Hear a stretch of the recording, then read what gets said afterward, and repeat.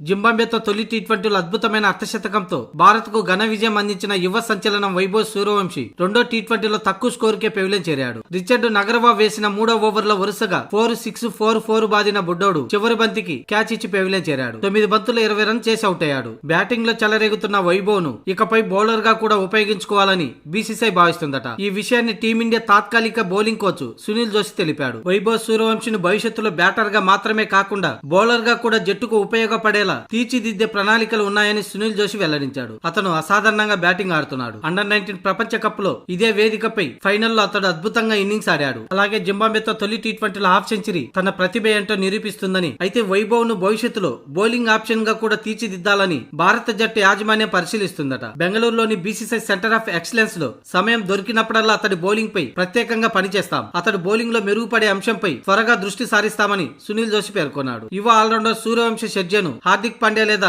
శివన్ దూబేతో పోల్చడం సరికాదని సునీల్ జోషి అభిప్రాయపడ్డాడు. ప్రతి ఆటగాడికి తనదైన ప్రయాణం ఉంటుందని, షెడ్గే భారత జట్టులో తన స్థానాన్ని సంపాదించుకునే దశలో ఉన్నాడు. అతడిలో మంచి ప్రతిభ ఉంది. టీ20 క్రికెట్ కు అవసరమైన నైపుణ్యాలు మెరుగుపరుచుకుంటున్నాడని సునీల్ జోషి అన్నాడు. ఇక అభిషేక్ శర్మ కూడా బౌలింగ్ లో మెరుగయ్యాడని మెచ్చుకున్నాడు. కాగా వైభవ్ సూర్యవంశీ తొలి టీ20లో చెలరేగిన విషయం తెలిసింది. 18 బంతుల్లో 50 పరుగులు చేశాడు. అంతర్జాతీయ క్రికెట్ లో హాఫ్ సెంచరీ చేసిన అత్యంత పిన్న వయస్కుడుగా బాస్ బేబీ రికార్డులో నిలిచాడు. ఈ క్రమంలో క్రికెట్ దిగ్గజం సచిన్ టెండూల్కర్ రికార్డును కూడా బ్రేక్ చేశాడు. ఇకపోతే రెండో టీ20లో అభిషేక్ శర్మ బ్యాట్ తో మెరవలేకపోయినా బౌలింగ్ తో 3 వికెట్లు తీసి జింబాబ్వే త్వరగా ఆల్అౌట్ అవ్వడంలో కీలక పాత్ర పోషించాడు.